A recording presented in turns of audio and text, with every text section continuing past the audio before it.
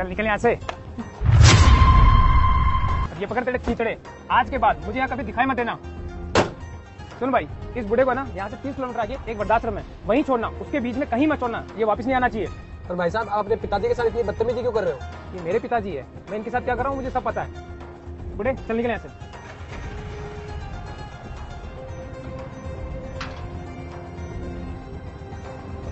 तो आपने ऐसी क्या गलती कर दी जो आपके बेटे ने आपको घर से ही निकाल दिया?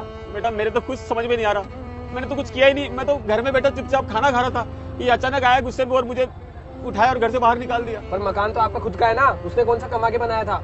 तो आपको ऐसे कैसे निकाल सकता है वो घर से? हाँ बेटा, मकान तो मेरी मेहनत का बनाया हुआ है, पर इस उम्र में मैं उससे कोई लड़ाई झगड़ा थोड़ी ना कर सकता हूँ। अब उसकी खुशी में मेरी खुशी है, मैं दुख उठा लूंगा लेकिन वो खुशी खुशी रहे। अब आप रह लोगे आश्रम में अकेले? रह लूंगा बेटे, जैसा भगवान रखेगा। वैसे भी जिंदगी बची कितनी है, आश्रम में गुजार लूंगा। सही है महाराज, मैंने तो आज तक सुना ही था, लेकिन आज देख भी लिया कि दुनिया में ऐसे भी लोग होते हैं।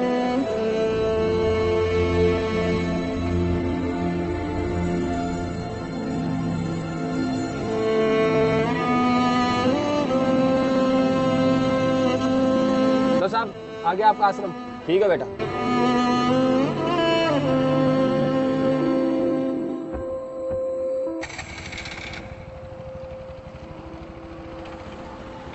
क्या जेपी भाई, मैंने सुना तुमने अपने पिताजी को धक्के देके घर से बाहर निकाल दिया। अरे हाँ भाई, मेरे पिताजी, मेरा घर में कुछ भी करूँ, धक्के देके बाहर निकालो या कुछ भी हो, तुम्हें उससे क्या मतलब है? तुम कौन होते बोलने वाले?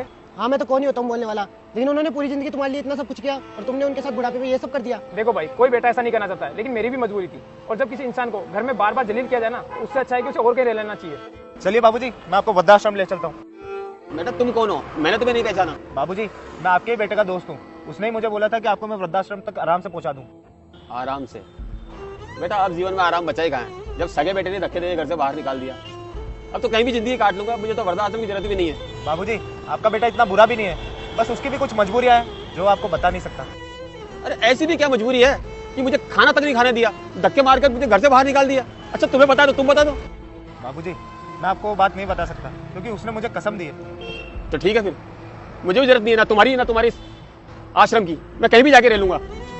रुकिए बाबूजी, अब आप इतना मजबूर कर रहे हैं तो मैं आपको बता ही देता हूँ। आपकी जो बहू है ना, वो आपके बेटे के सामने आपको रोज जलील करती थी, इसलिए आपका बेटा ये सह नहीं सकता था। और आपकी बहू ये भी कहती थी कि उसकी कोख में जो बच्चा है वो उसे मार देगी अगर आपने बाबूजी को घर से बाहर नहीं निकाला तो, इसलिए उसने मजबूरी में ये सब किया।